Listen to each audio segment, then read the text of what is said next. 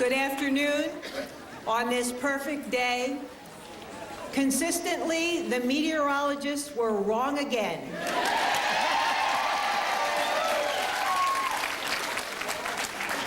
I'm glad we don't give a degree in meteorology. Will the 77th commencement of Chestnut Hill College please come to order? Good afternoon and welcome to the college. We gather to recognize the accomplishments of the class of 2004 and to award them the degrees they have earned through their hard work and commitment to academic endeavors. Both we and they have good reason to be proud on this day of rejoicing and celebration. The invocation will be delivered by Garfield L. Jackson, class of 2004, from the School of Continuing Studies.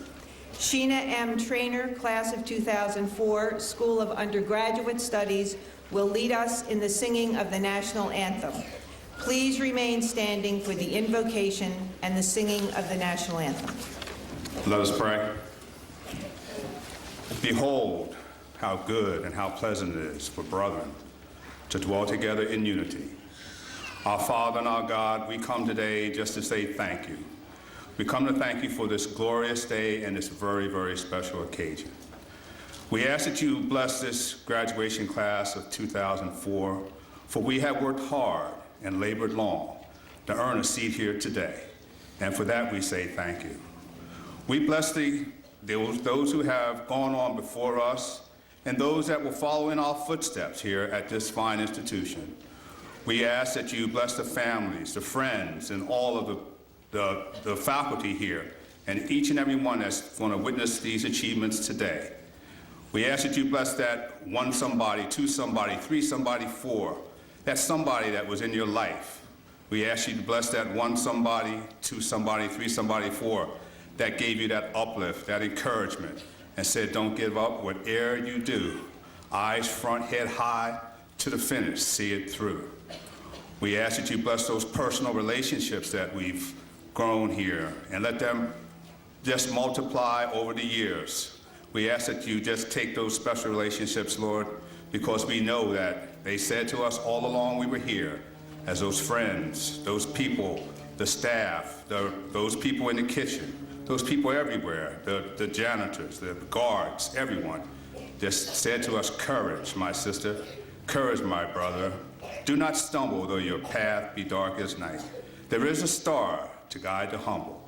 Trust in God and see the light. Amen. Amen.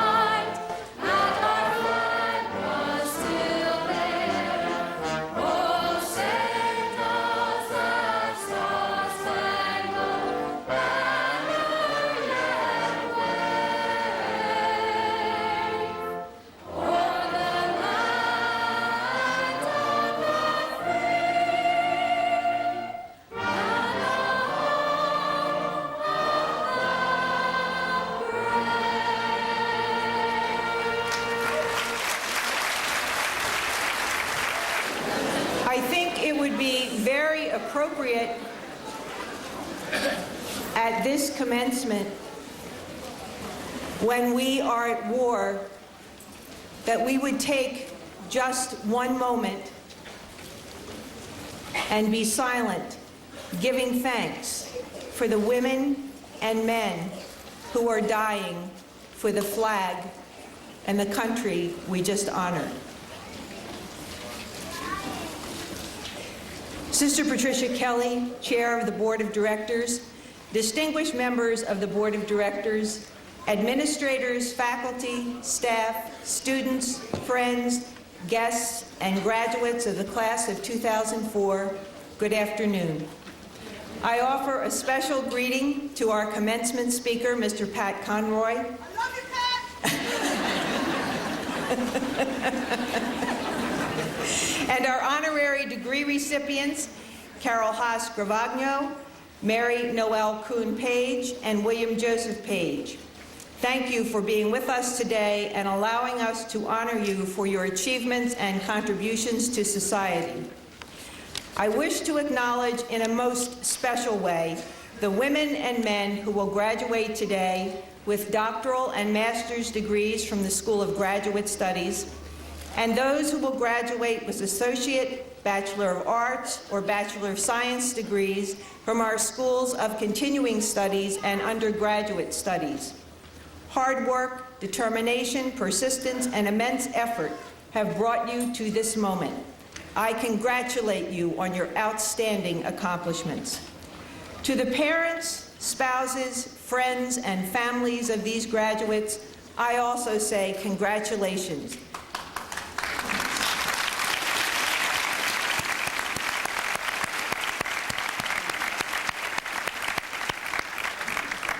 Your support and understanding have contributed immeasurably to this moment.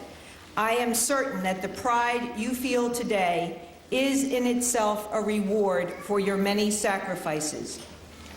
While the School of Continuing Studies and Graduate Studies have always been coeducational, and the School of Undergraduate Studies successfully introduced coeducation this past fall, this afternoon we graduate the last class of all women ever to attend Chestnut Hill College.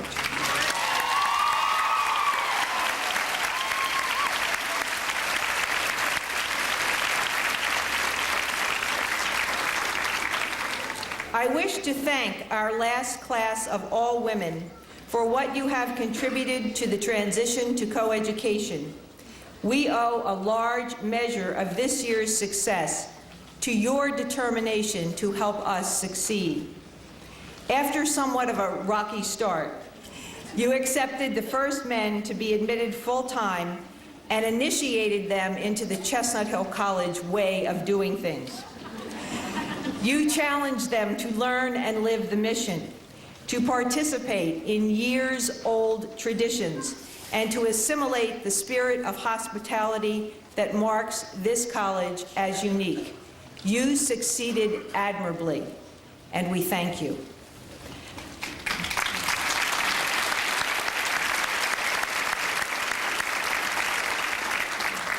I thank all of you for joining us here this afternoon and to celebrate with the Chestnut Hill College community the many achievements of our wonderful graduates.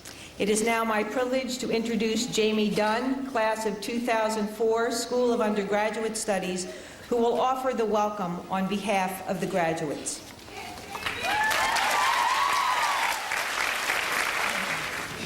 Good afternoon.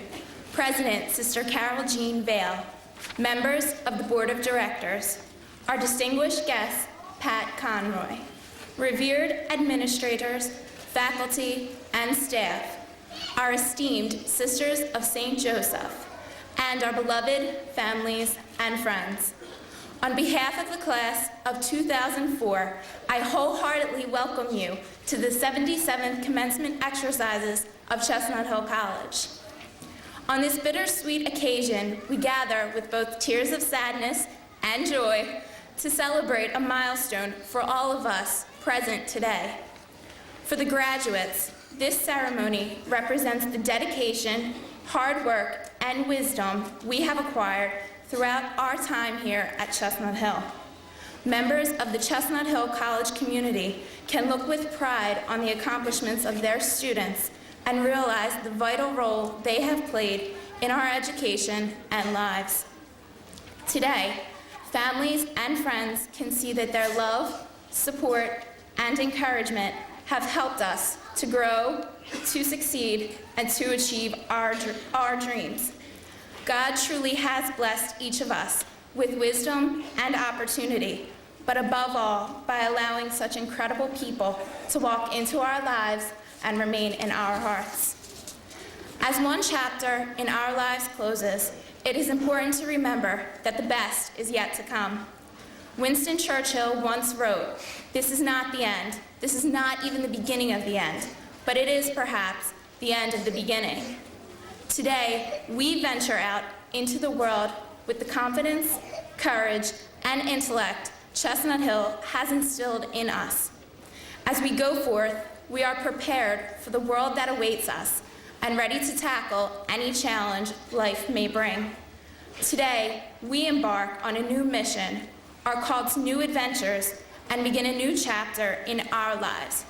Today is not the end, but merely the beginning of the rest of our lives. In the words of renowned author Ursula Le Guin, "It is good to have an end to journey toward, but it is the journey that matters in the end." For some, the journey thus far may have been a smooth one, with well-defined dreams, straightforward plans, and few detours along the road. However, for many of us, the journey was long, the road was winding, and the ride was anything but smooth.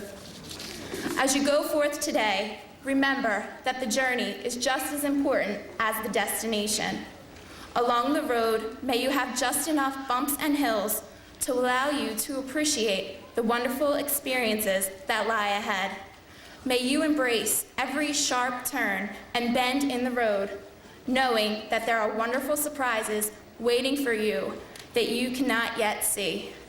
Keep the mission of Chestnut Hill College alive in your heart, and let that be a reminder of the success of your journey thus far. May your journey be filled with much happiness, a little luck, and enough love to last you a lifetime. Thank you, and welcome.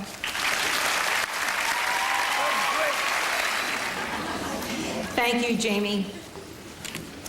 2,000 years ago, Cicero wrote, "In nothing do men and women more nearly approach the gods than in doing good to their fellow men and women." Today's candidates for an honorary degree are persons who do immeasurable good for individuals, communities, and worthy causes. They honor us with their presence and by providing us the opportunity to recognize and celebrate their selfless commitment to others. We are pleased to honor and to confer the honorary degree Doctor of Laws on Carol Haas Gravagno. Sister Kathleen McCluskey, instructor in music and chair of the Department of Art, Art History, and Music, will present the candidate. Sister Anna Louise Schuck, a member of the Board of Directors, will present the doctoral hood.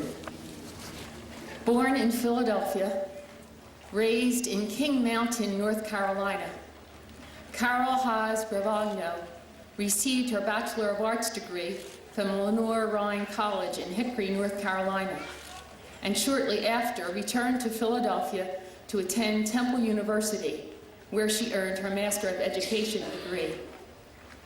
Carol Haas Gravagno, woman of unbounded energy, with heart and arms wide open, embraces many causes for human rights and the nourishment of the human spirit.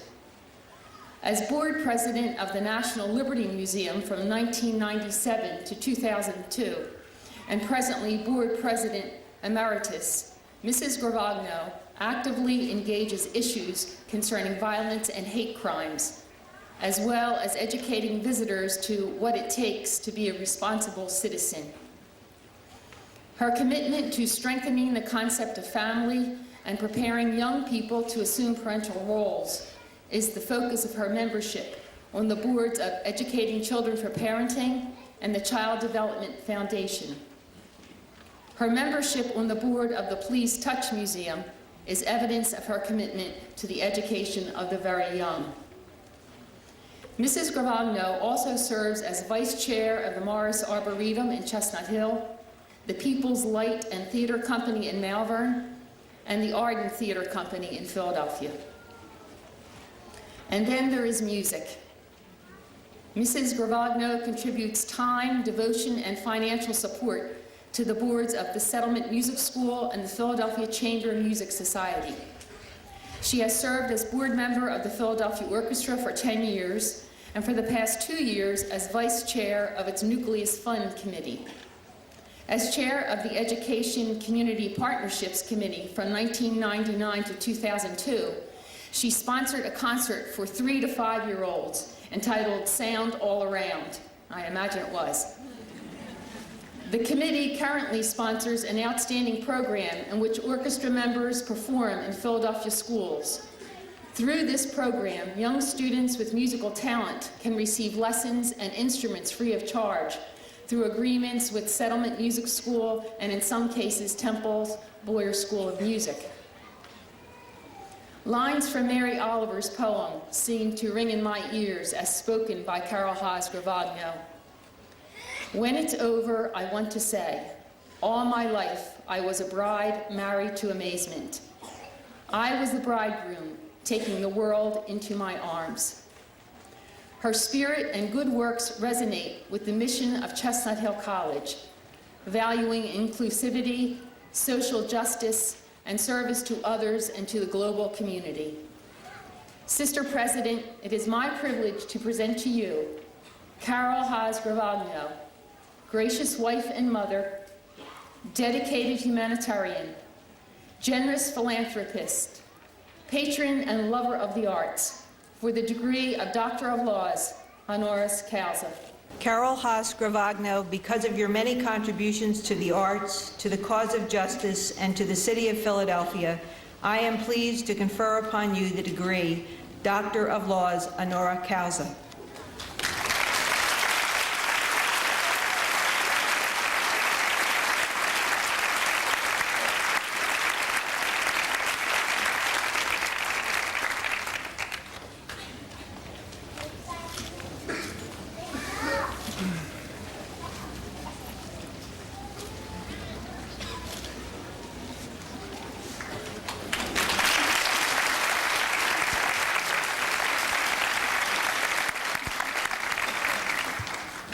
Thank you. I don't know if in a minute I can tell you what I'd like to say to you. I'm honored to be here with you, to be sharing this ceremony, to see so many of you college students of all ages. I mean, it's just absolutely wonderful. And to see those of you who are older students who come back and are really dedicating yourself to improving your lives, I really am so thankful.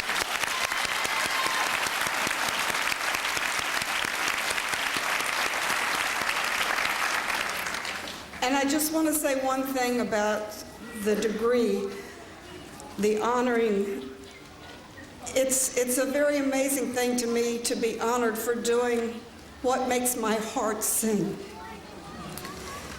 So I just say to you, find what makes your heart sing, and your life will be full. And yes, like Jamie said, there will be challenges. There will be challenges that will really rock you, probably.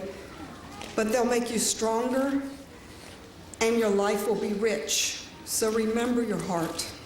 Thank you.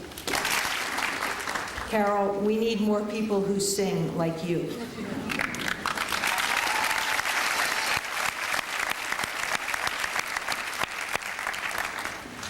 This afternoon, we are pleased to honor and to confer the honorary degree Doctor of Laws on Mary Noel Kuhn Page.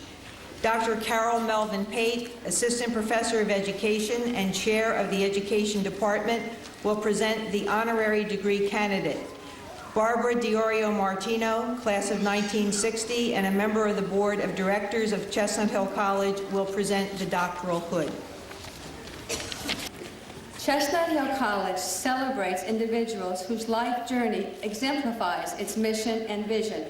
Today, we are here to celebrate Mary Noel Kuhn Page's journey, one supported by a deep and abiding Catholic faith, a major commitment to Catholic education, and a strong sense of responsibility to aid others to meet the challenges of life. Born in New York City, raised in New Jersey, in a family nurtured on many generations of Catholic beliefs and faith, Mary Noel trained and worked as a medical surgical nurse before beginning a family resulting in 4 children in McLean, Virginia. Not content to ensure that her children were educated in Catholic schools, Mary Knoll devoted much of her time while her children were schooling to scholarship fundraising so that other families might benefit from the same opportunity. Fortunate indeed were St. John's and St. Luke's Elementary, the Country Day School, Bishop O'Connell High Schools, and the Georgetown Visitation Preparatory School in Washington, D.C.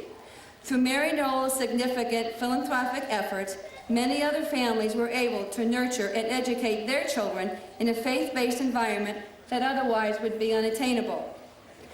Mary Knoll's commitment to an inclusive Catholic education and experience was instilled in her oldest daughter, Christine, who graduated in Chestnut Hill in 1993. Through her unceasing faith and desire to share privilege and resources, in 1988, Mary Knoll and her husband, William, were invested in the Order of Malta Federal Association, USA, and began to serve on the Lord's Pilgrimage Committee. As its Malad coordinator since 1991, Mary Knoll reaches back to her nursing profession to assist individuals in extreme health and spiritual circumstances seeking to make this pilgrimage. Bringing forth knowledge that the mind, body, and spirit all need to be part of the healing process, Mary Knoll and William not only accompany individuals to the Lord's pilgrimage once a year, they are full participants with all who come to be part of the prayerful, spiritual, and social time. Also through the Order of Malta, Mary Knoll was on the formation committee of Malta House. It's an assisted living home for the needy and elderly, and presently serves on the Sanctity of Life Committee. In addition, Mary Knoll currently serves on the Board of Trustees of Renew International of Plainfield, New Jersey, an organization dedicated to fostering spiritual growth in parish communities. St. Luke's Institute in Silver Springs, Maryland also benefits from Mary Knoll's board activities in support of its mission of renewal and support for clergy and men and women religious. Wife, mother, and new grandmother living in McLean, Virginia, it is compelling to honor a woman who courageously lives and supports her faith through the sharing of her time, knowledge, and resources. In addition, for one to choose to serve a part of humanity, experiencing in some cases the depths of despair, is truly an embodiment of the mission of Chestnut Hill College. Sister President, it is my privilege to present Mrs. Mary Knoll Coon Page for the degree of Doctor of Laws, honoris causa. Mary Noel Kuhn Page, for your fidelity to Catholic social teaching through a variety of volunteer commitments, your dedication to fostering the spiritual growth of parish communities, and your ongoing support of Chestnut Hill College, it is my joy to confer upon you the degree Doctor of Laws, honoris causa.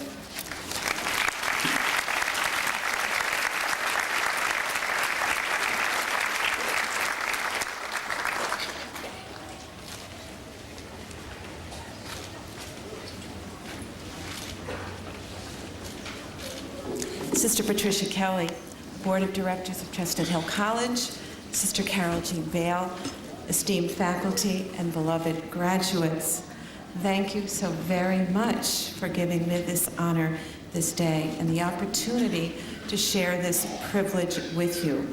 It is a moment that I will treasure always.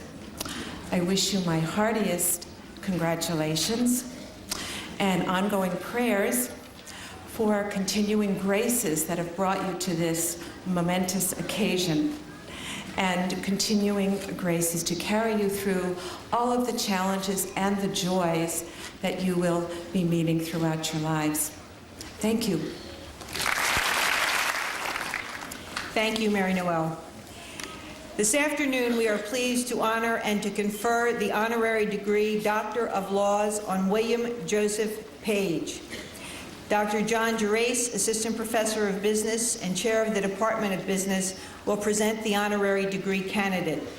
Ronald Zemnick, a member of the Board of Directors of Chestnut Hill College, will present the doctoral hood.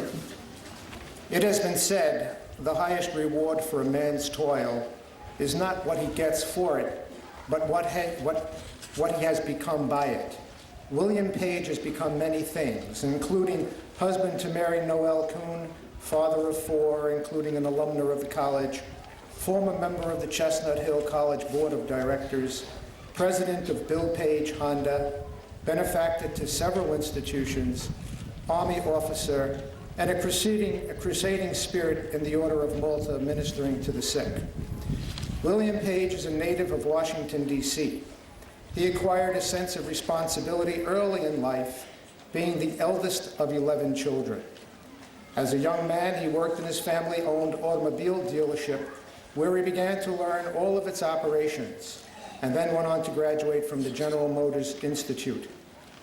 While in the business, he joined the Army National Guard and achieved the rank of first lieutenant. In 1979, Bill, trusting his judgment, acquired his father's interest in the dealership. He now owns and operates his own dealership and has acquired interest in 5 of the 15 Page family dealerships in Virginia, Florida, Georgia, and Maryland. Guided by his Christian beliefs, he has earned his sense of self-esteem and employees' respect by shaping his soul in the image of his moral ideals of charity, faith, and concern for others. In 1984, William Page was invested as Knight of the Magistral Grace in the Sovereign Military Order of Malta, and has faithfully kept to the scope and ideals that inspired the order some 900 years ago, namely, assistance to the sick and the poor of any kind, and the defense of the faith, through his active fundraising activities for churches, schools, and hospitals. He rose quickly through the ranks of Hospitaller, Chancellor, and President, and by 1999 was awarded the well-earned Cross of Grand Officer Pro Merito Militensi of Merit. In 1996, Mr. Page's fundraising activities helped to raise the capital needed to provide for the ongoing refurbishment and renovation of the Holy Family Maternity Hospital in Bethlehem, Palestine.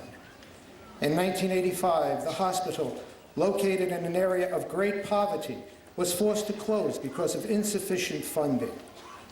Once the Holy Father assigned the restoration as a top priority project, Bill and others in the order responded by undertaking a major capital fundraising program. This allowed the hospital to continue to provide state-of-the-art maternal child health care, modern birthing facilities, and a comprehensive neonatal intensive care unit for premature babies. In addition, he and his wife, Mary Noel, have coordinated 14 annual pilgrimages for the sick to Lourdes, France, the largest spiritual activity of the order. Mr. Page has served on the board of several organizations and institutions, including Chestnut Hill College, Providence Health Foundation, Hope of Northern Virginia, and Marymount University's Business Schools Board of Visitors. Sister President, it is my privilege to present to you William J. Page for the degree of Doctor of Laws, honoris causa. William Joseph Page, for your ongoing commitment to civic and religious causes, your service to the sick and infirm, and your varied contributions to Chestnut Hill College, I am pleased and grateful to be able to confer upon you the degree Doctor of Laws, honoris causa.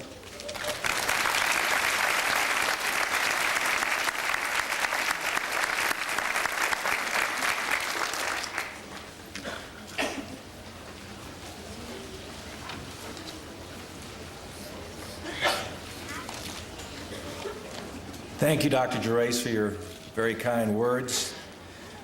I want to thank Sister Patricia Kelly, Sister Carol Jean Vale, and the Board of Directors of Chestnut Hill College for this tremendous honor. I also want to congratulate all the graduates of Chestnut Hill College and wish you every success in anything you attempt to do. It was my pleasure to serve on the board of Chestnut Hill College for 6 years, and it was also a privilege to participate in the election of Sister Carol Jean Vale as president of this great school. It was very satisfying to have our daughter Christine receive an excellent education and graduate from Chestnut Hill. And it is a great honor to receive this honorary degree from an institution that proudly upholds the Catholic traditions. Thank you. I always like to invite people from the greater Washington, D.C. area to receive honorary degrees because it's the only time I have allies who support the Washington Redskins. No, I am an Eagles fan. I have been converted. I have definitely been converted, but I still root for the Redskins, too. It's my privilege now to introduce Mr. Pat Conroy, our commencement speaker. Those who write often stumble across poems or novels they wish they had written. For as long as I can remember, I have coveted Gerard Manley Hopkins' poem, God's Grandeur. My envy, however, has grown to include many of the sentences and narratives crafted by our commencement speaker. As I read Pat Conroy's masterpiece, The Prince of Tides, I found myself exclaiming again and again, I wish I had written that line. Why didn't I think of that?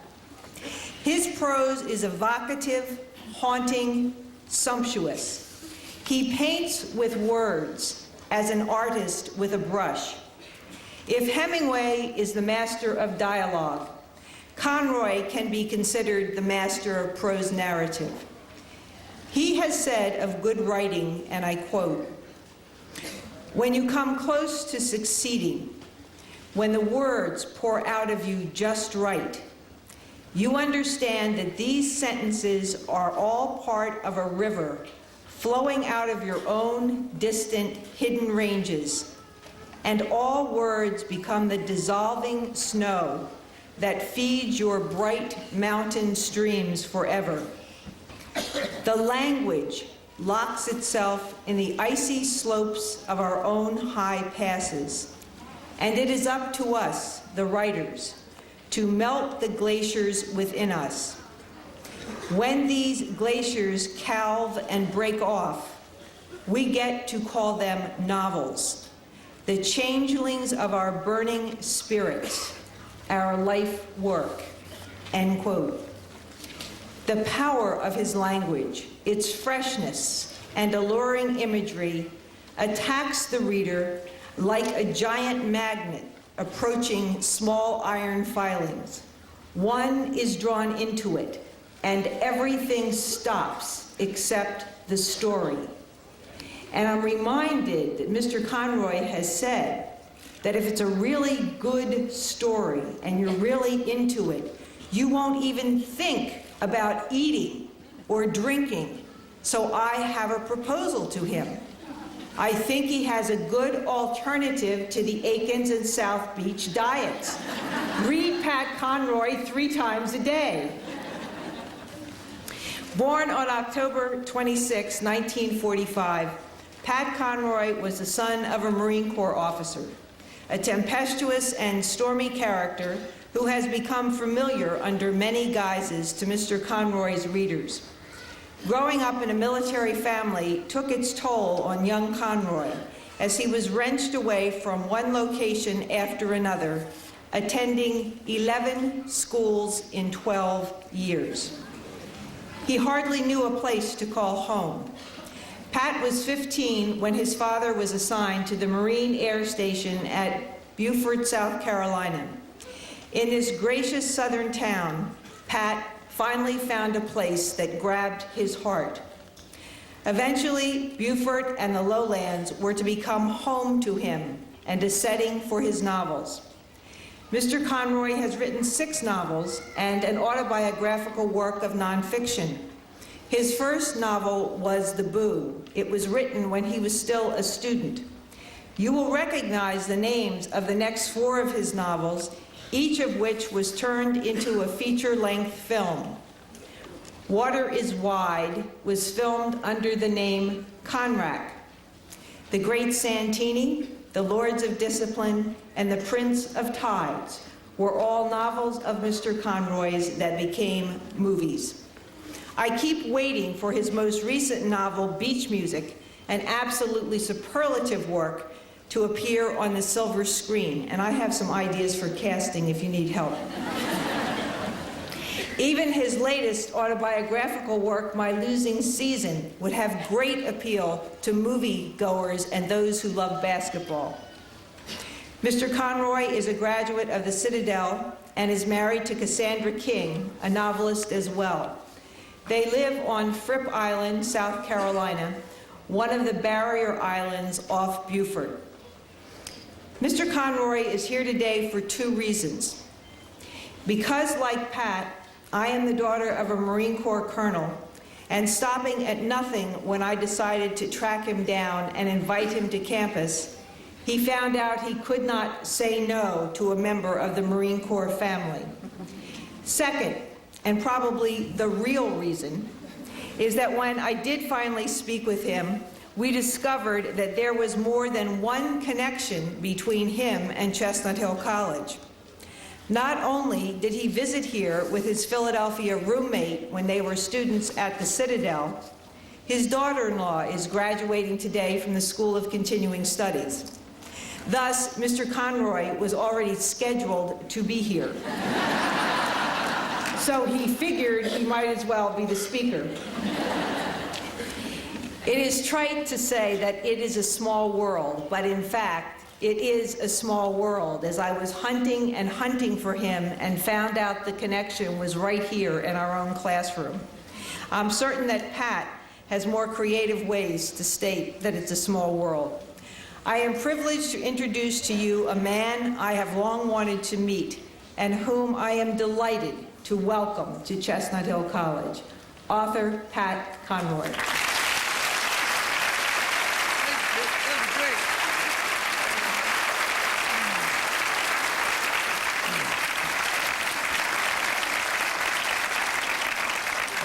Thank you very much. Graduates, distinguished faculty, I greet you, Elizabeth Ray, my beloved daughter-in-law, wherever you are. There you are. I said, how you doing, kid? My roommate was from Philadelphia. I know about you people. I've been to Eagles games. I've been to 76ers games. What's that other team you all have up here? Yeah, I've been to those games too. And I never thought, I've noticed Philadelphia fans all my life, and I've studied them all my life, and I thought I would never see their equivalent in art until I saw the attack of the orcs on the castle wall in the two towers of the Lord of the Rings. And I figured they just got Philadelphia sports fans as extras that they used in that movie. I enjoyed when you all snowballed Santa Claus last year. Each time I do a graduation speech, I watch a movie. It's called Zorba the Greek. And I watched it, and I finally here at the Citadel. And it tells a lot about what you're going through today, what you're feeling today. And the story basically involves this fabulous Greek, played by Anthony Quinn, Zorba. And he's filled with life, and he's dancing, he drinks, he loves women, he loves everything. Typical Villanova fraternity boy. Okay, and then Alan Bates, Englishman, came. And I identified with Alan Bates for many years of my life. He's shy, diffident, emotionally held back. And he gets with Zorba, and it's like you've never seen a clash of mankind like this. And toward the end, they try to build something together. And everything turns into a complete failure. Everything falls apart. And at the end of the movie, they have nothing from their labors at all. And Alan Bates is about to leave the island when Zorba, the great Zorba, comes up to him and says, "Boss, I have loved you with my heart. I've loved everything about you. I've wanted to be like you. I wanted to make your life fabulous and wonderful. What can I do for you? I've done nothing for you. You've done everything for me." And shy, repressed Alan Bates says in the last part of the movie, Teach me to dance. And the movie has this fabulous dun, dun, dun, dun, dun, dun, dun.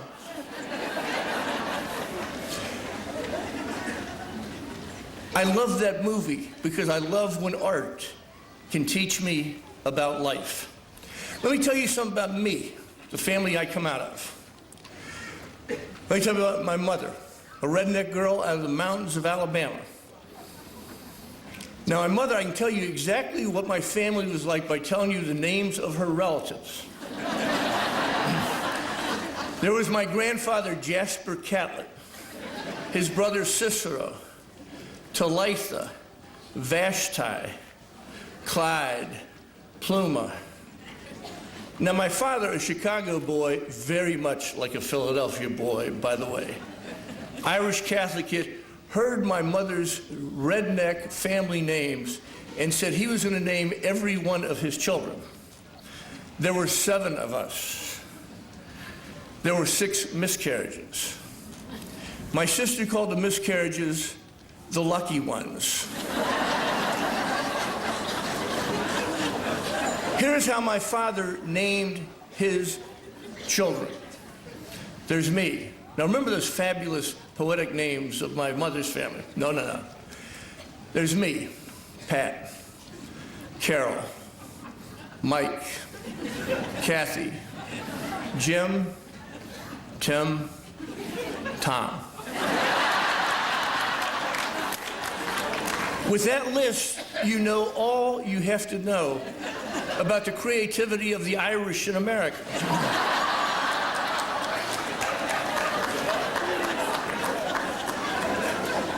Let us return to this redneck mother. She is central.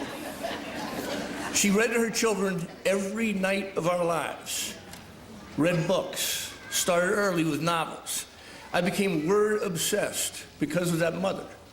Because of this mother, her voice is lovely and southern, and she just read. And one of the first books she ever read to me was Gone with the Wind. And here's how she did it to me. She said, I was 5 years old. Dad was over in Korea fighting a war. And my mother said, now, Pi, my name had 5 syllables. My mother said it. Now, Pi, you will probably notice an amazing coincidence between the beautiful, seductive, and graceful Scarlett O'Hara and your own mother. And when you hear about a handsome, dashing Red Butler, you'll think of your fighter pilot daddy who's in Korea fighting for his country. My mother did this to me very early. In every book she read, she would tell me somebody from my own life who corresponded to that person. No matter what it was, she did it every time, and she did it with genius. We moved to New Bern, North Carolina in my over-movable life. And my mother read that year The Diary of Anne Frank, and she read it to us. And as she's reading, I can tell you, I was 7 years old. And as she was reading The Diary of Anne Frank, I did what happens to every little boy who reads that book or has it read to him. I fell in love with Anne Frank. That's what literature does to you. You fall in love. I love that person. And so I'm falling in love with Anne Frank, wishing I could be in the attic instead of that little loser who was up there with her.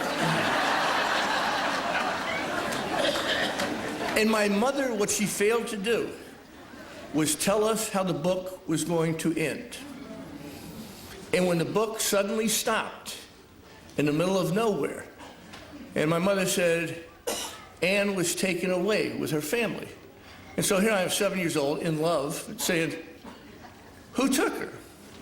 And my mother had to tell her 2 kids, 7 and 5, about Nazi Germany, about concentration camps, about Zyklov B,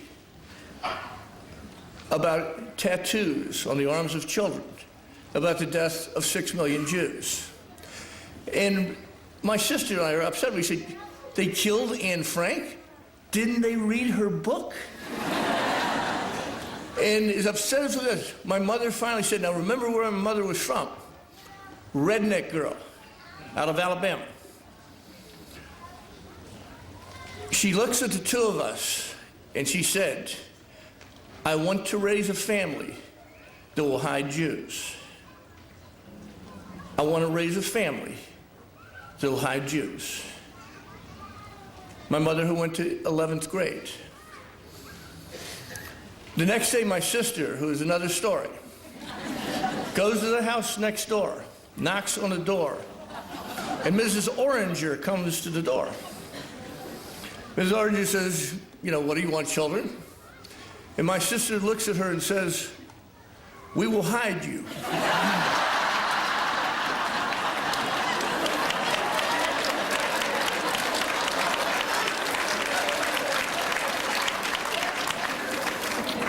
And Ms. Oranger says, what? And my sister repeated, we will hide you.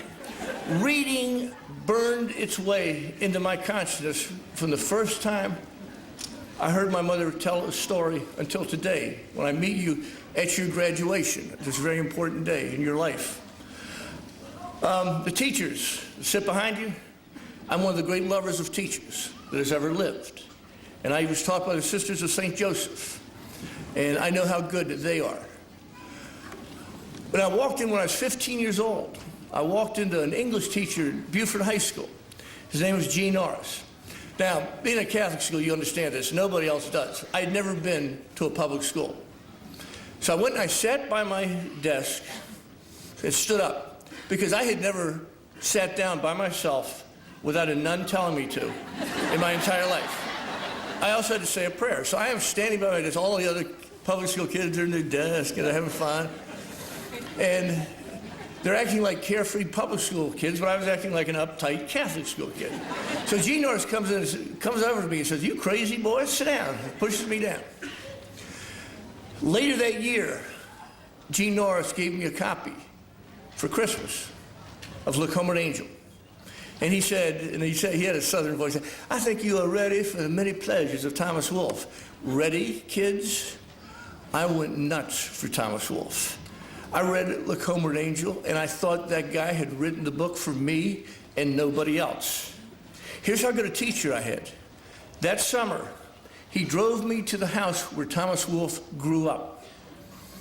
And he took me out of the house, and he said, that's where the boarders sat after dinner, in the rocking chairs. Put me in a rocking chair, rocked me. He took me through the house. Here's where the boarders ate dinner. Here's where Thomas Wolfe's sister played the piano for him after dinner. We walked up the stairs, and there's a death scene in Look Home, an Angel. There's one of the great death scenes I have ever read in literature in my life. It is the death of his brother, Ben. And Gene Norris took me over to where brother Ben had died. And he said, Ben Wolfe died in that bed. His mother sat in that chair. His father sat in that chair. And Thomas Wolfe, who wrote Look Home, an Angel, sat at the chair at the end of the bed. And they watched Ben until he drowned to death. I was so moved by the scene when I read it, moved by seeing it again. When we went downstairs, an apple tree was blossoming, blooming. And the apples were there. And the guide that took us around said, Thomas Wolfe loved those apples better than any apples in the world. Mr. Norris grabbed one, gave it to me and said, eat it, boy. So I'm eating the apple going back to Beaufort. I said, Mr. Norris, why did you have me eat this apple? And Mr. Norris said, because it's time you learn, boy, that there is a relationship between life and art. And I said, I have a problem, Mr. Norris. I wanted to be a writer even then. I said, my parents are boring. My father's a jarhead. You know, my mother's nothing but a housewife. And he said, you gotta look, boy. You haven't learned to look yet. Look hard. Look hard at your parents. Your father is checked out to carry nuclear weapons against our nation's enemy. I said, but his IQ is so low. He said, this makes no difference. He says, your mother could be chairman of General Motors if she wasn't raising you 7 sorry scallywag. Look at these people. That November, the Cuban Missile Crisis, my mother gets me out of bed at 5 in the morning, drives me to the end of the runway where my father's squadron is moving out at night in a roar like thunder. They take off together and rise above us, and they roar overhead. And I look over and I see my mother praying the rosary. And I said, Mom, are you praying for Dad and his men? And my mother looks at me and she says, of course not, son. I'm praying for the repose of the souls of the Cuban pilots your father and his men are going to kill. And I looked at my mother, and I'd seen her as many things. Gray lady, president of the PTA, carpooler. It was the first time I'd ever looked over and saw my mother as a goddess of war. So it changed everything. Great teaching changed everything in my entire life. I love it. This is the last female class. I was there supporting women entering the Citadel when the Citadel was getting its first females into the Corps of Cadets. I had never received so many death threats in my entire life. I was having guys shooting me the bird out the window, from hallways, from business offices. It was the worst thing in my life. Here's why I did it. I was given a speech to some colleges in the East, and I went to one that I saw was a mistake, and I said to my wife, I said, this is wrong. You have me speaking at the Coast Guard Academy. They would rather have Saddam Hussein speak at the Coast Guard Academy at that particular time in my life. I said, no, they paid the money. They did it. So I go to speak, and this poor English teacher who had invited me said, I didn't know you were so controversial. I said, I'm so sorry. The commandant is flying up tonight. He said if you say anything that irritates him, he's going to have me fired even though I have tenure. I said, we'll have a ball. We walked around. I talked to the freshmen. And the freshmen at a military college look awful. So I looked out and I talked to them. And then I looked around and I said, what are you girls doing here? What is this? And the woman who was taking me around said, 1974, Congress said women are allowed in the academies. Well, that night I spoke to my first Corps of Cadets. We had a blast. I told them stories about what happened to me as a cadet. Everywhere. Those stories go everywhere. They can translate anywhere. The next day, 4 women of the Coast Guard Academies take me to the airplane. They leave me off there and they said, how'd you like the Coast Guard Academy? I said, it's great, I loved it. How'd you like us, the women of the Coast Guard Academy? I said, I loved y'all. Wonderful, what's not to like? Pretty, bright, it's great. Would you do us a favor, Mr. Conroy? Certainly. When the first woman applies to the Citadel, will you support her? She will not have any support at all. I said, girls, you don't know the Citadel. That ain't never going to happen for 200 years after I am dead. It just will never happen. One of those women said, beg to disagree with you, sir. You don't understand women, sir. When Shannon Faulkner first applied, I got a letter from those 4 women. I said, those women will get me killed. But I called Shannon Faulkner. And I said, Shannon, my name is Pat Conroy, and we are about to become best friends. The 100th female cadet entered the Corps of Cadets this year. 2 of them came up to me at a football game last year. One of them saluted me. Thanks for fighting for us, sir. And I said, I'd never do it again. I was nuts. I thought those guys were going to kill me. I thought they were going to kill us. I thought it was over. And one of them snapped again, said, sir, you'd be proud of us, sir. We're kicking butt, sir. So I understand these tensions that go on. Wait a minute. And one of the great moments of my life occurred when I signed a contract to do a movie of Lacoma Ranger.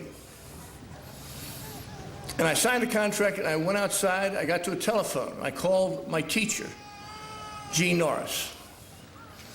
And Gene was powerfully moved, as I knew he would be. He said, who else you call, Scalawag? And I said, I didn't call anybody, Gene.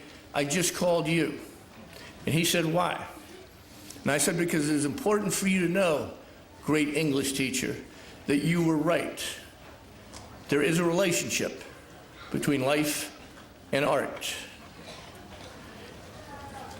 Graduating class of 2004. I do not remember the graduating speaker in my graduating class. I plan for you all to remember me.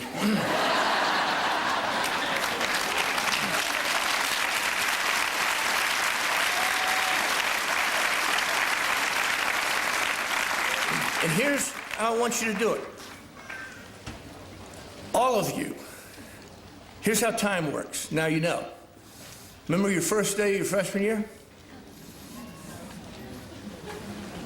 Fast, huh?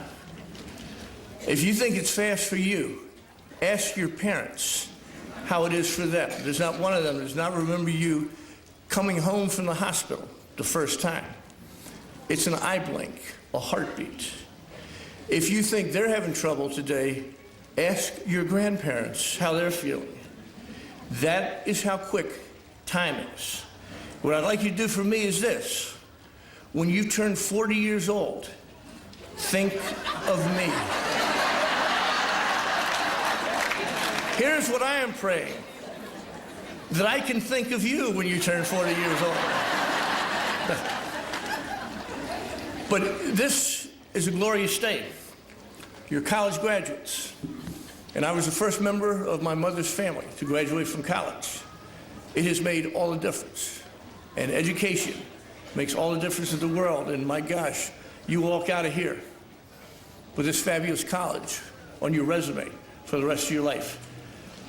Now, I'd like to ask you this. When you go out into the world you're going out to, do this for me. Give it a try. Try to teach the whole world how to dance. Thank you.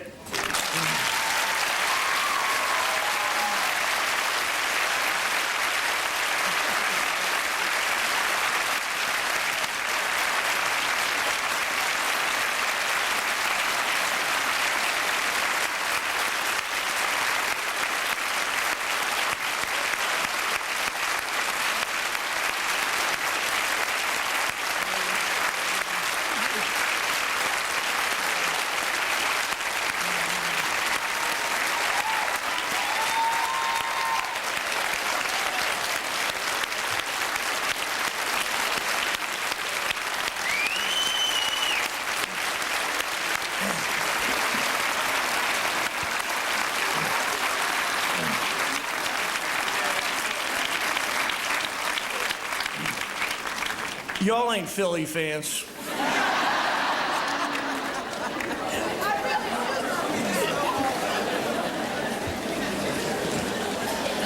I thought we were going to have a little rendition of Zorba up here. Those of you who are over 40,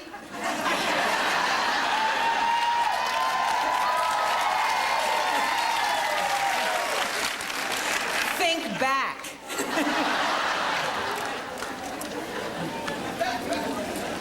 Pat, I think having read your novels, having read biographies about you on the internet and elsewhere, having thought a lot about you over many years and your experiences, there is one word that I think gives you definition and always gives me hope, and that word is resilient.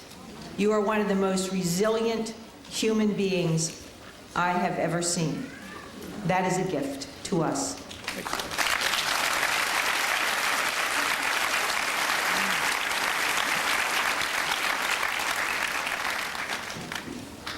It is now my privilege to present the President's Award for Outstanding Academic Achievement. A commemorative medal specially designed for this award will be presented in recognition of outstanding academic achievement to those graduates in the School of Undergraduate Studies who have completed 8 consecutive semesters of college, all at Chestnut Hill College, earned a grade point average of 3.9 or better, and are graduating summa cum laude. Will the following students in the School of Undergraduate Studies please join me on the platform? I also invite the following faculty advisors to come to the platform to put the medals on the students. Sister Dolores Maleka, Associate Professor of Mathematics, Dr. Nancy Porter, Assistant Professor of Psychology, Professor Frank Puffko, Assistant Professor of Economics. Maureen E. Stolzer, Major, Computer and Mathematical Sciences.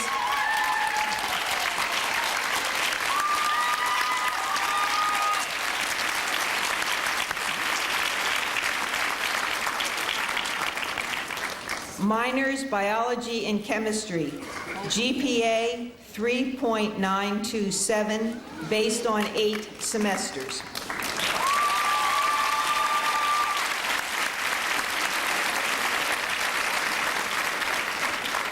Veronica Cristel Sanchez Ocasio.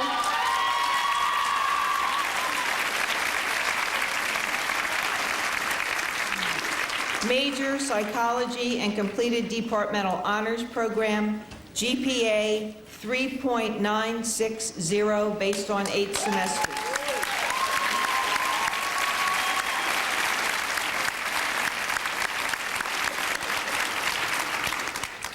Laura D. Rivera, Major Business Administration, Finance.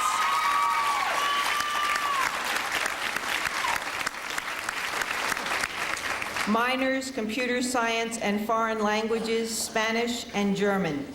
GPA 3.963 based on 8 semesters.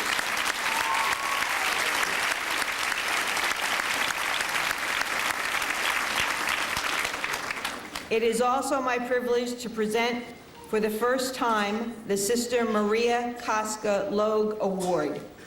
A commemorative medal specially designed for this award will be presented in recognition of outstanding academic achievement to a graduate in the School of Undergraduate Studies who has completed 8 consecutive semesters of college, all at Chestnut Hill College, earned a grade point average of 4.0 or better, and are graduating summa cum laude.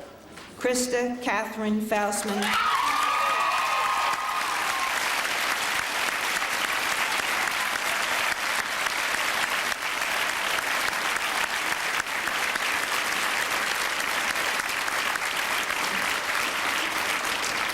Major Political Science 4.0 based on 8 semesters. I invite Sister Jean Faustman, Assistant Professor of French, and Krista's aunt to come to the platform to put the medal on Krista.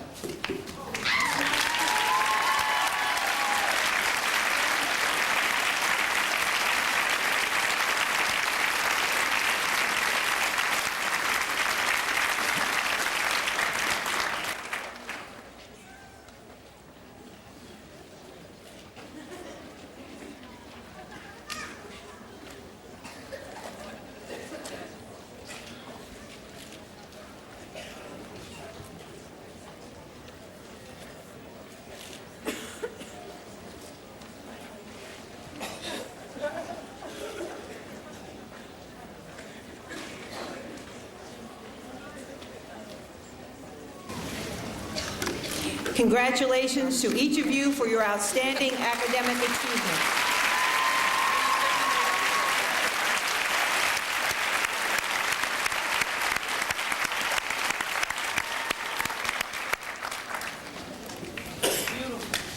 May you use your God-given intellectual gifts for the good of others and the benefit of our society.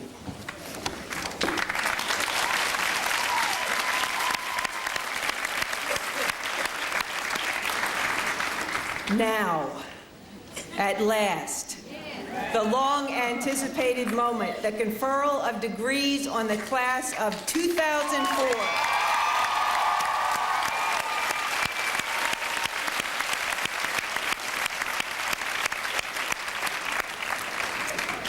Sister Cecilia J. Kavanaugh, Dean, School of Undergraduate Studies, will present the candidates in the School of Undergraduate Studies for the degrees Bachelor of Arts and Bachelor of Science. Candidates for Bachelor of Arts and Bachelor of Science degrees in the School of Undergraduate Studies, please stand. Sister President, the candidates whose names appear in the official commencement program under the headings Bachelor of Arts and Bachelor of Science in the School of Undergraduate Studies have completed satisfactorily the required courses of study at Chestnut Hill College and have complied faithfully with the standards of this institution. Therefore, as Dean of the School of Undergraduate Studies, I have the honor to present these bachelor candidates to you. By the authority vested in me as President of Chestnut Hill College, under her charter from the Commonwealth of Pennsylvania, I confer upon you the degrees of Bachelor of Arts and Bachelor of Science to which you are recommended, admitting you to all the rights and privileges pertaining thereto throughout the world. Signed and sealed in the Great Seal, in testimony whereof you will receive the diploma of the college. The honors on the program reflect honors calculated as of the fall semester. The honors announced today reflect the final GPA. All may be seated except for the candidates for Bachelor of Arts. Alexis Kirsten Bird. Cara L. Caruso. Rebecca Ann Cheney, cum laude. Miranda Clark. Joyce R. Celeste Coleman. Zindora Omega Crawford.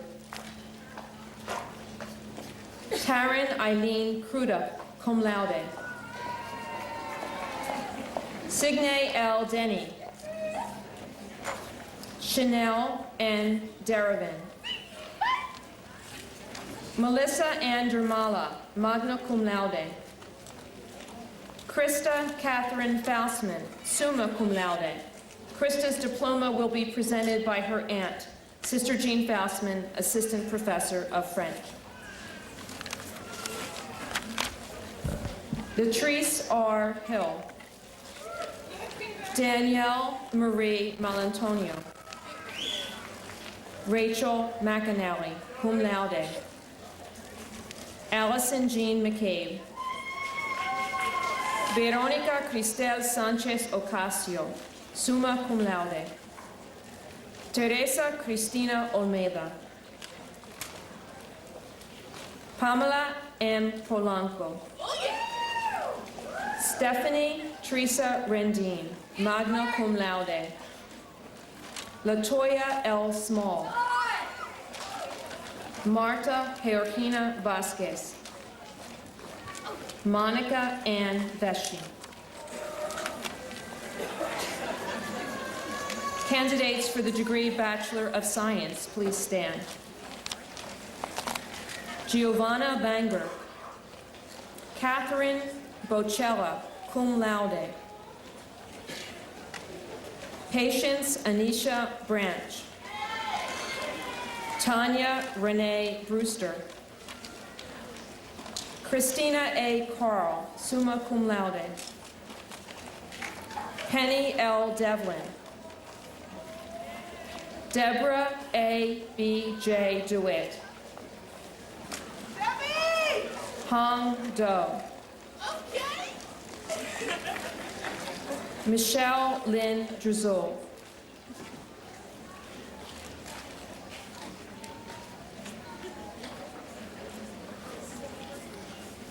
Shay Marie Dunham, magna cum laude.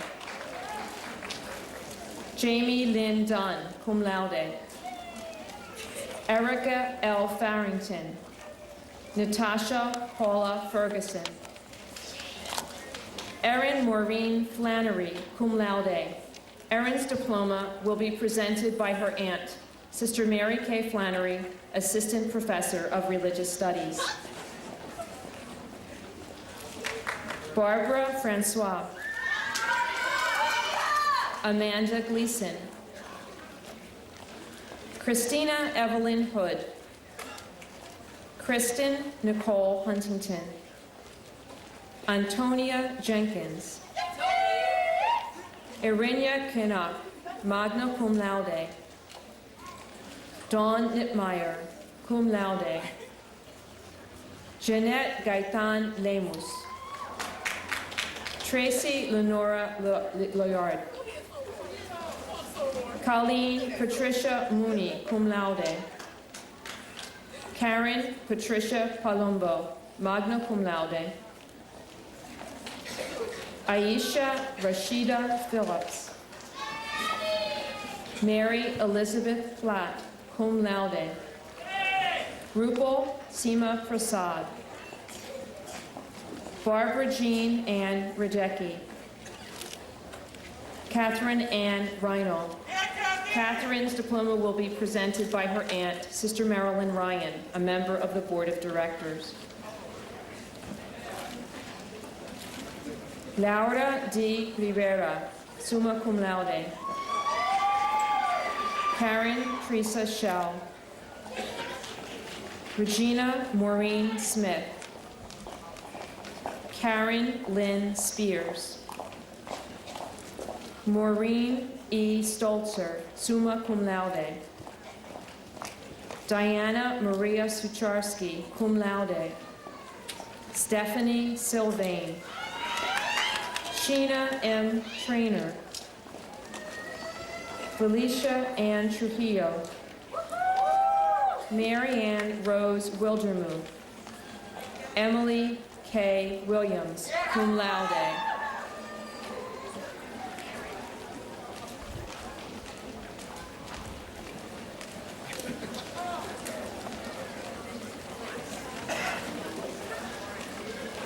I congratulate you, Bachelor of Arts and Bachelor of Science. Acting Dean of the School of Continuing Studies, Jennifer Wofford, will present the candidates in the School of Continuing Studies for the degrees Associate of Arts, Bachelor of Arts, and Bachelor of Science. Candidates for the Associate of Arts, Bachelor of Arts, and Bachelor of Science degrees in the School of Continuing Studies, please stand. Sister President, the candidates whose names appear in the official commencement program under the headings Associate of Arts, Bachelor of Arts, and Bachelor of Science in the School of Continuing Studies have completed satisfactorily the required courses of study at Chestnut Hill College and have complied faithfully with the standards of this institution. Therefore, as Acting Dean of the School of Continuing Studies, I have the honor to present these associate and bachelor candidates to you.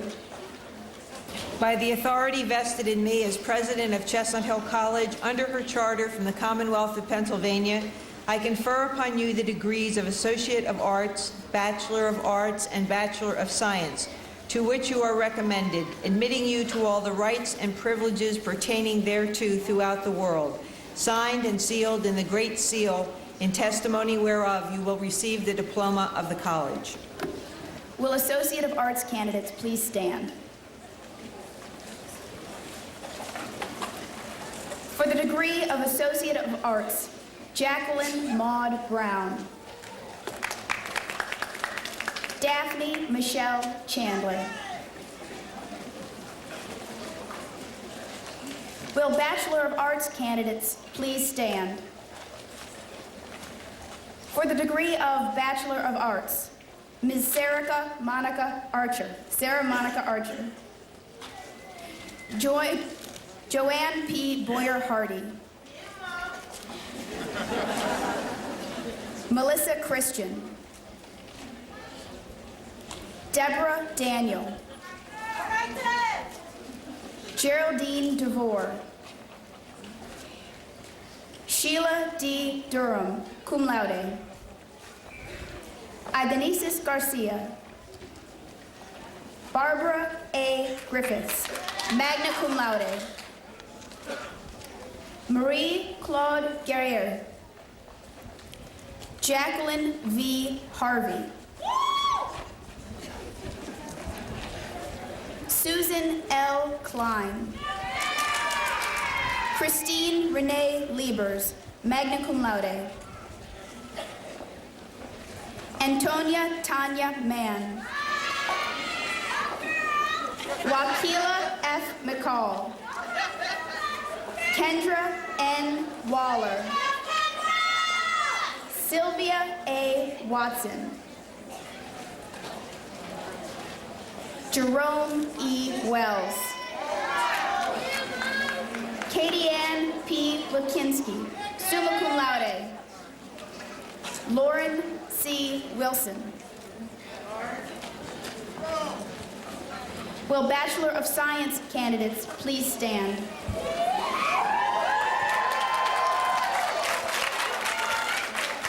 For the degree of Bachelor of Science, Megan Nicole Turpin Belcher.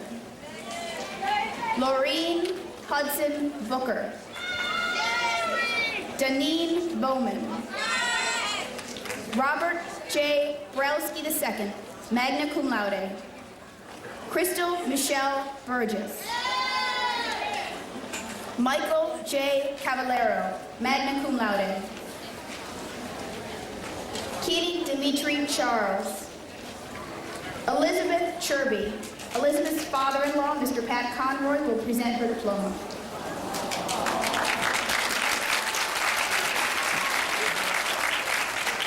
Vicki Clark, magna cum laude.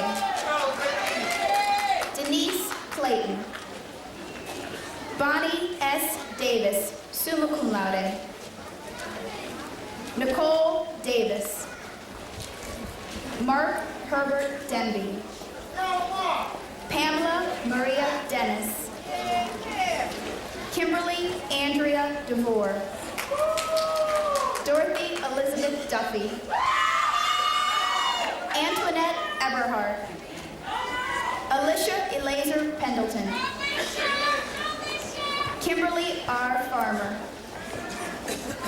Jennifer M. Forish. Lance D. Frost, summa cum laude.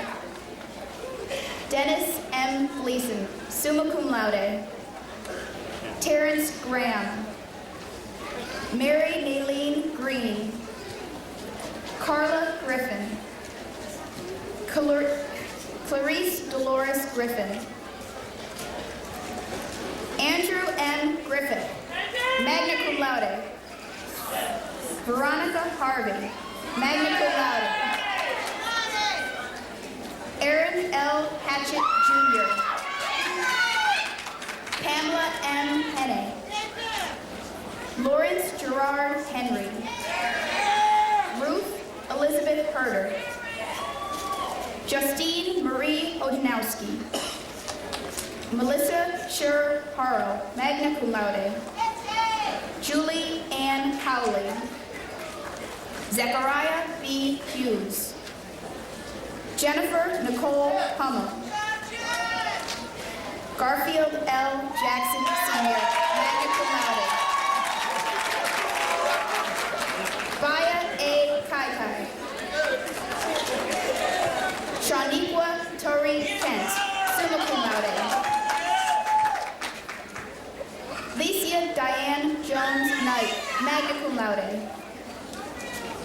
Leonard E. Logan Jr., cum laude. Robin L. McDaniel. Leslie Marie McLean. Jennifer M. Morgan. Davina Morris. Carlton Jerome Mosley, magna cum laude.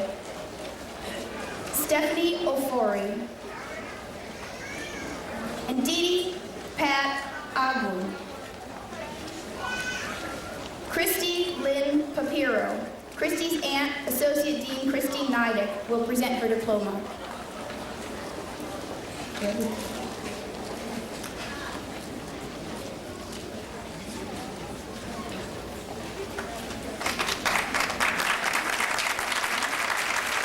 Natalie Moyer Brockett, cum laude. Marinita A. Perrin Lambert, cum laude. Jean Pearson. Go, Jean! Nicole Phelps. Kaya Plummer Dantzler, magna cum laude. Lori Hamilton Powell. Heidi Ramos. Joanne Rogers.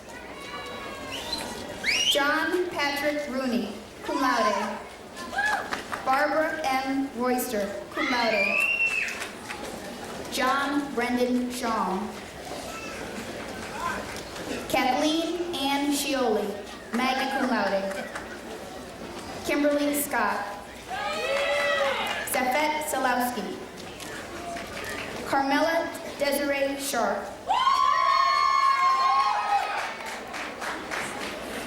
Diana R. Sharp Jefferson, magna cum laude. Mohan T. Shindigay. Edna Shriver, summa cum laude. Tremaine R. Simon. Rudolph Smith II. Janita Spratley Hester, cum laude. Theodora Mavrogenis Stir, summa cum laude. Erica Michelle Stratton, magna cum laude. Marlene Patricia Tate, magna cum laude. Cynthia Naomi Tender. Deidre Plachette Thomas, cum laude. Sharita Danielle Thompson. Melissa Maria Torres. Dawn Marie Ullman, magna cum laude. Lourdes I. Vidal.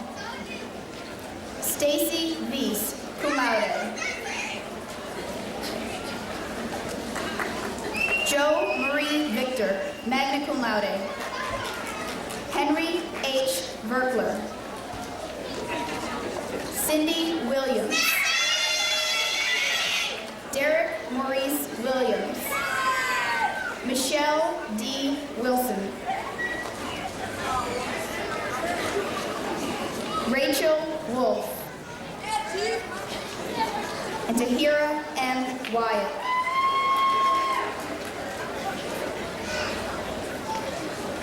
Will the School of Continuing Studies graduating class of 2004 please rise?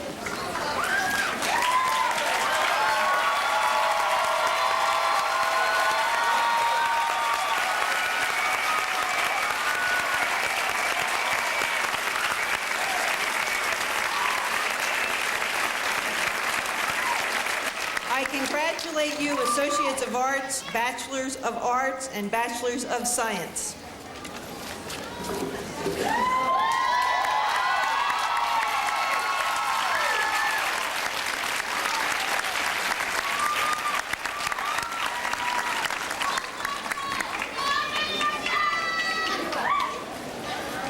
Sister Roseanne Quinn, Dean of the School of Graduate Studies, will present the candidates for master's degrees and candidates for the Doctor of Clinical Psychology degree. Candidates for master's degrees, please stand.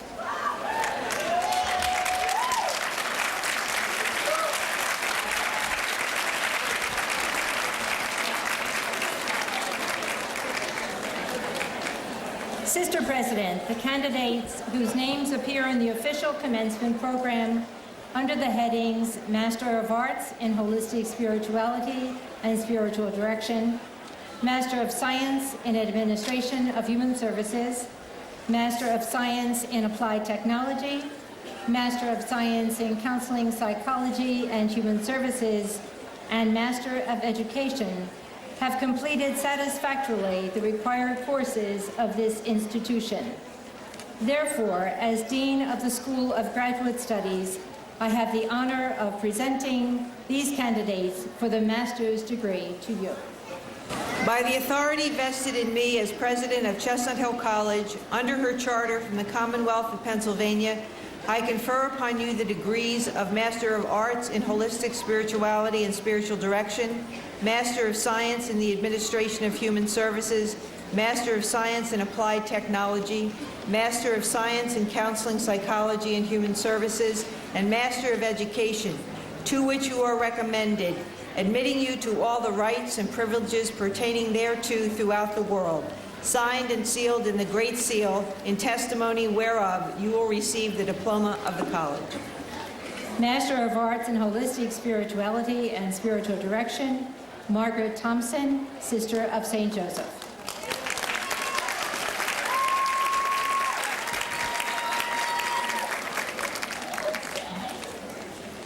Master of Science in Administration of Human Services, please stand. Norman Nathaniel Bell III. Danette Deanna Berry.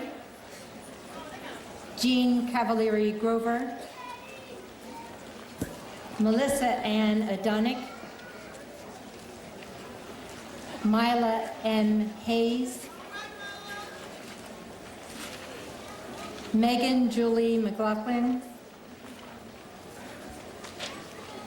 Jessica Edette Morales. Dawn M. Murtaugh. Emmanuel Polexion.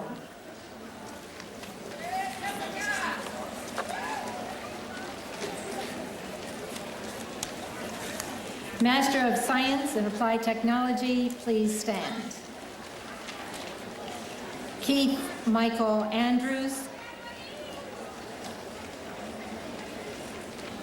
Jennifer Lynn Biney. Susan Marie Jamel. Pamela J. Livingston. Francine Umeric Lukasik. Nadine N. Scott Trimble. And Debasai Solomon.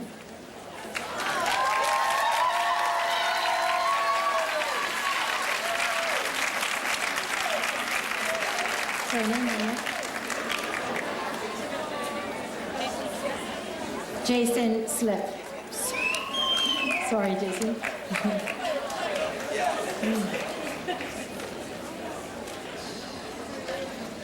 Master of Science in Counseling Psychology and Human Services, please stand.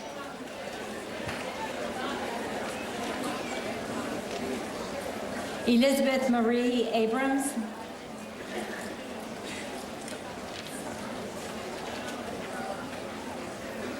Wendy Marie Adams.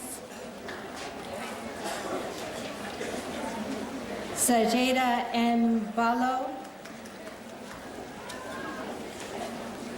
Rosalie Briglia Liberatore.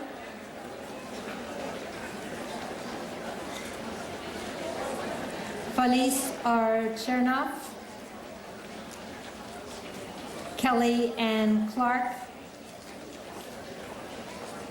Jean Susan Collins. Karen Maria Cucho.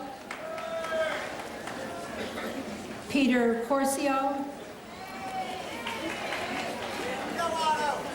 Christopher Angelo Dato.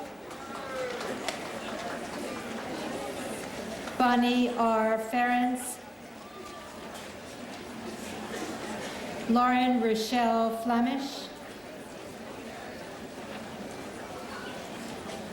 Robert V. Giglio. Christine Lynn Gross. Catherine B. Hebel. Angela M. Hollick. Bonnie L. Harp. Stephen J. Hutsey.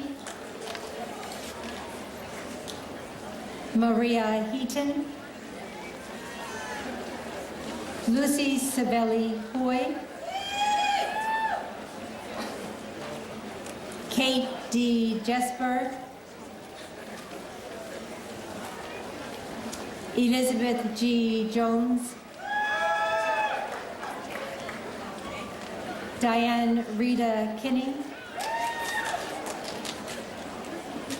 Melissa Renee Kovach. Lindsay A. Kova.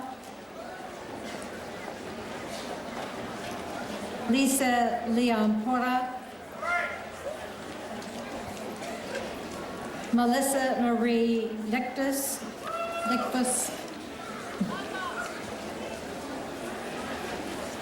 Meredith McConnell, Sarah Summer Mendelson, Amy N. Moorhead, John J. Musewicz, Mary Veronica Nardone, Hyundai Newton, Marge Nocton Barr, Mary F. Pallone, Teresa Norman Poulette, Renee G. Riviello, Matthew J. Schaefer, Cheryl Thomas Leinheiser, and Alexandra Van Dyck.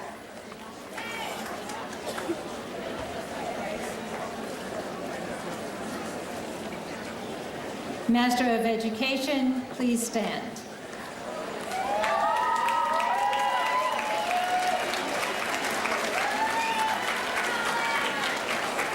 Johanna Maureen Bender, Lisa M. Blackwell Ofer,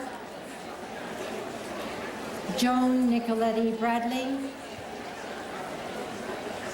Kimberly Dale Budner, Kathleen Camel, Amy Cardamone, Ellen N. Charleston, Sandra K. Davis, Patricia Ann DeLacy, Andrea DeMeo,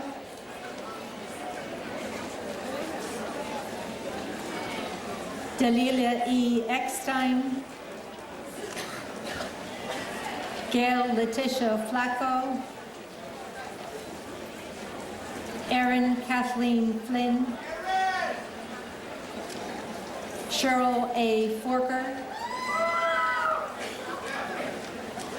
Pamela A. F. Friedman, Jimmy Fulton, Mary Frances Fury, Maria Eugenia Garay, Lorna A. Harmon, Carol D. Harity, Monique J. Johnson, Brian Kelly, Suzanne Lipka, Glenys Narvaez Marie Mapwade, Madeline Casper McGee, Donna J. McManus, Sheila M. Palermo, Laverne Marie Price, Paula Ramos, Margaret R. Riley, Wanda McNeil Roberts, Elisa Martinelli Rochino, Patricia D. Roop, Nicole Michelle Becker Rossi, Jill Barbara Salkin, Angela Marie Shamo, Clifford Theodore Stanton, Chandler C. Tensing, Wendy M. Vandenberg, Michelle Marie Vesey, Aubrey Lee White,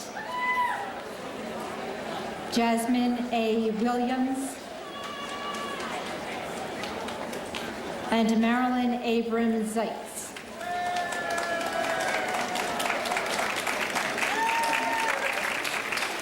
Will the students who earned their master's degree please stand?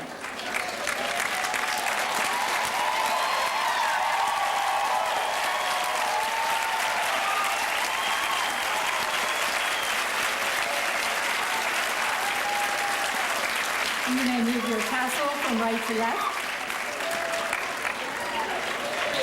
I congratulate you, Master of Arts, Masters of Science, and Masters of Education.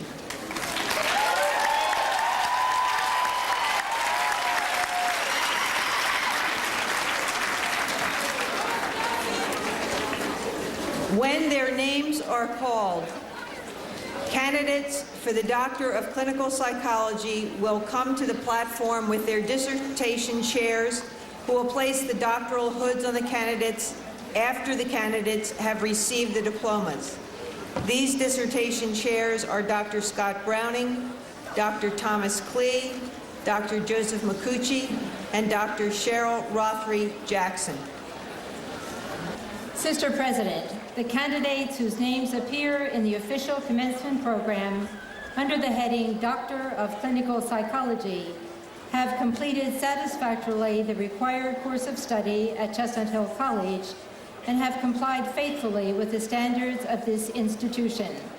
Therefore, as Dean of the School of Graduate Studies, I have the honor to present these doctoral candidates to you. By the authority vested in me as President of Chestnut Hill College, under her charter from the Commonwealth of Pennsylvania, I confer upon you the degree Doctor of Clinical Psychology, to which you are recommended, admitting you to all the rights and privileges pertaining thereto throughout the world, signed and sealed in the Great Seal, in testimony whereof you will receive the diploma of the college. Doctor of Clinical Psychology students and their advisors, please stand.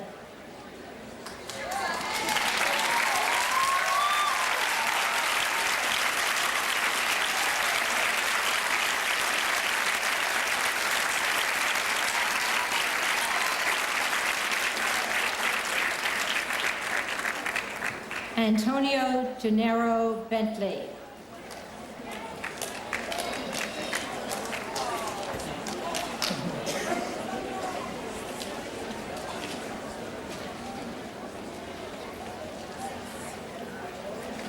Peggy E. Chittick.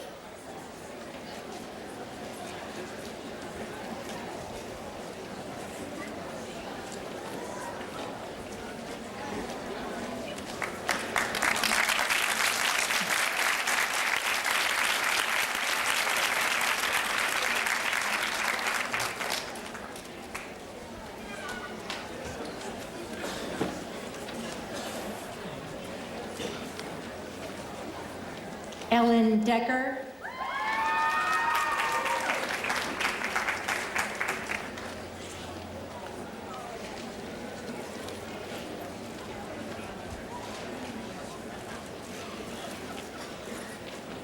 Heather Lee Del Ciato Phillips.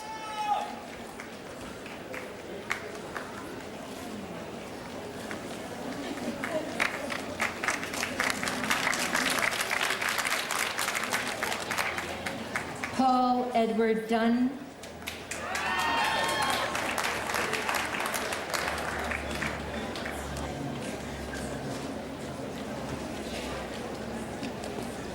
Lisa Jean Johnson.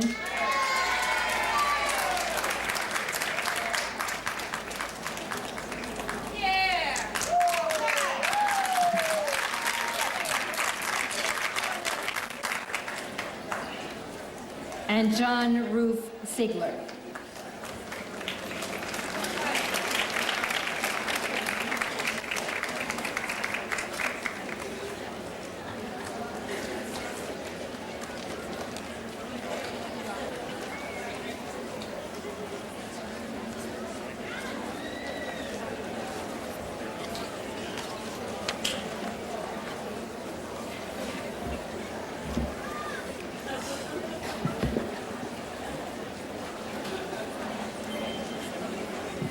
Dr. Bentley, Dr. Chittick, Dr. Decker, Dr. Del Cioto Phillips, Dr. Dunn, Dr. Johnson, and Dr. Sigler, in recognition of your newly conferred degrees.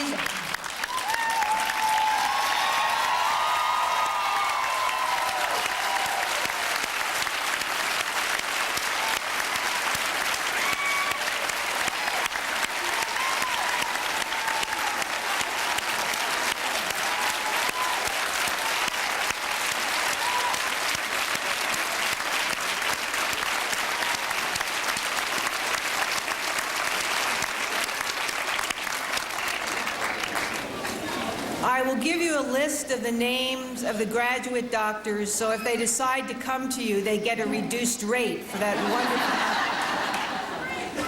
wonderful. Free would be good. In recognition of your newly conferred degrees, I invite you to sit behind the faculty and to follow them out during the recessional. Congratulations, colleagues.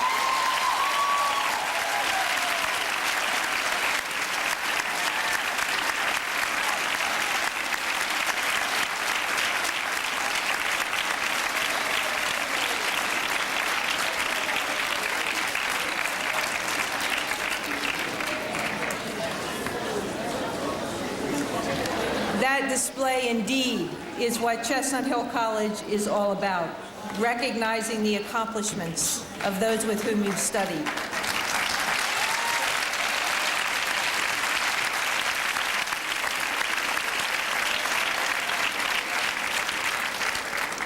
Dr. William Walker, Vice President for Academic Affairs and Dean of the Faculty, will present the criteria for and describe the recipient of the Christian R. and Mary F. Lindback Award for Distinguished Teaching.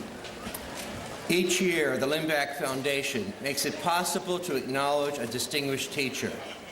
A distinguished teacher is defined by the foundation as one who is intellectually stimulating, challenging and accessible, one committed to the life of the mind and spirit, and to the temporal and eternal well-being of students.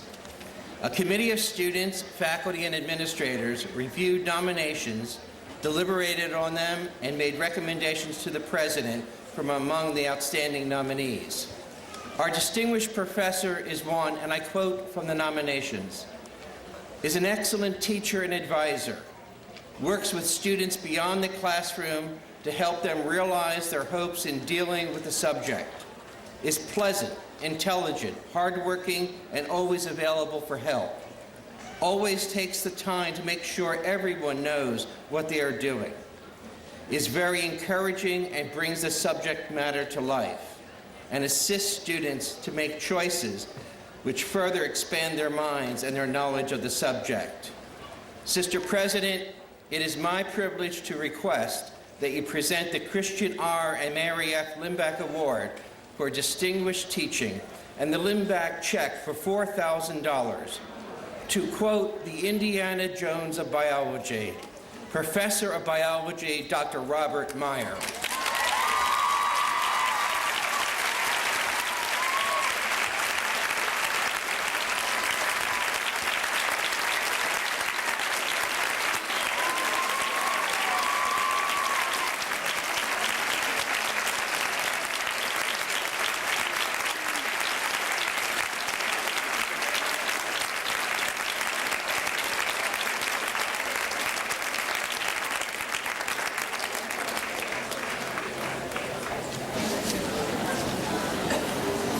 Just hope Indiana Jones stays away from the Temple of Doom.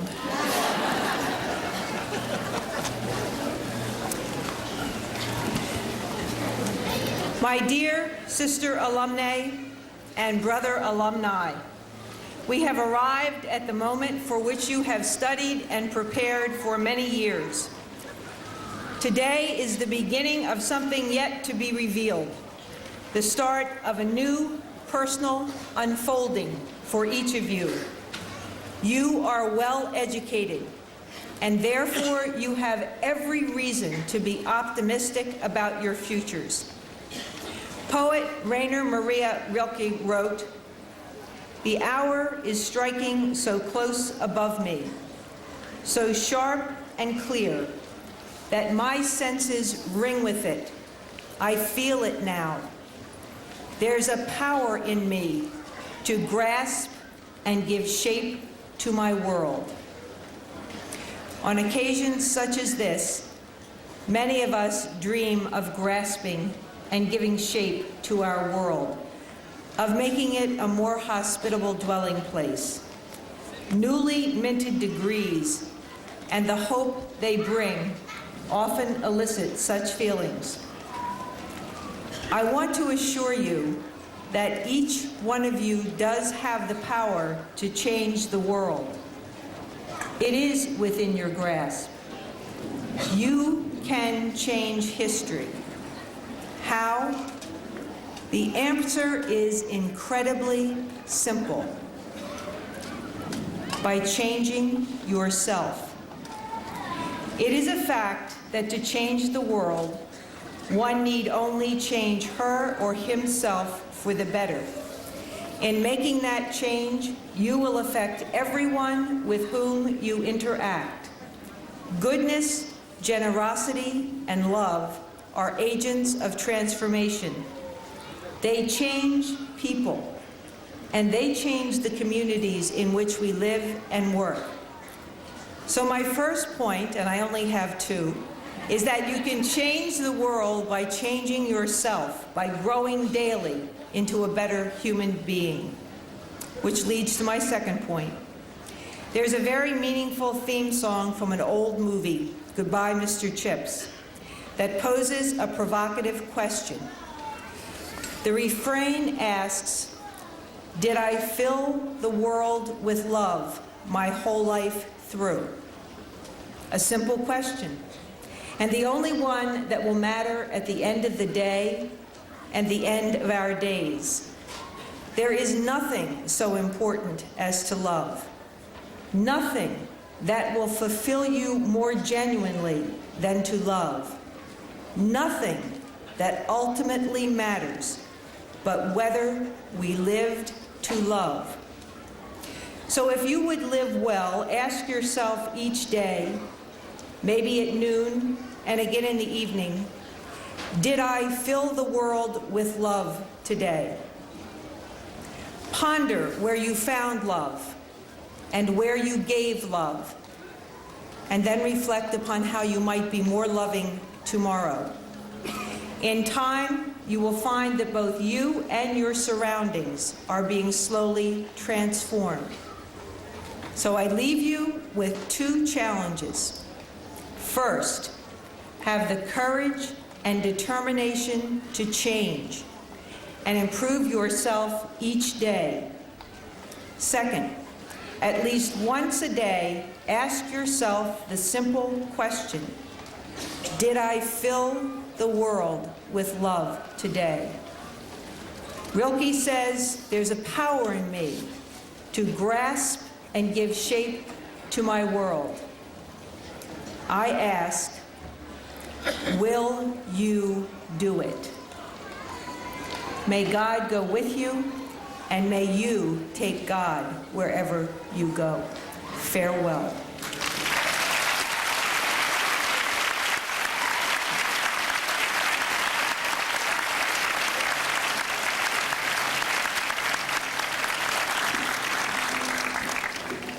Sister Patricia Kelly, Chair of the Board of Directors, will join me for the missioning of the class of 2004. Will the graduates please stand for the missioning of the class of 2004?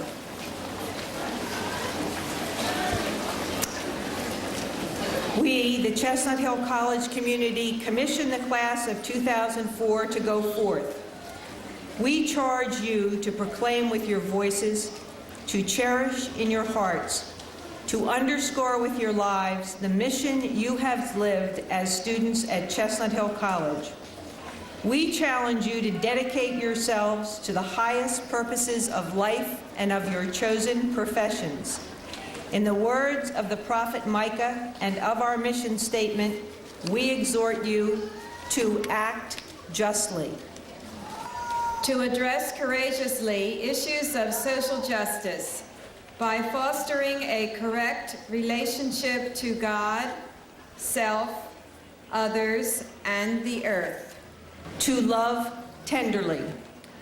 To cherish all that is good, all that is holy in the diverse cultures and peoples of the world, and always in all things, to engage in the pursuit of truth, wisdom, human understanding, and knowledge, both for yourselves and others.